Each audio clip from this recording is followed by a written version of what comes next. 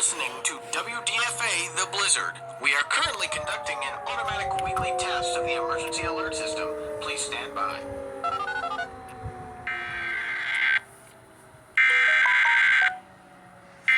What about that?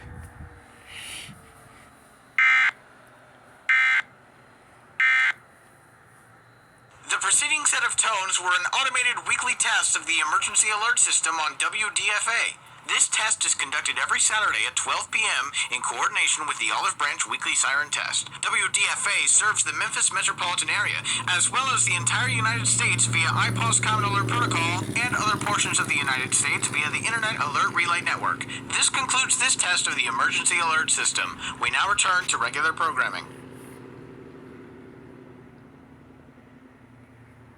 What about that?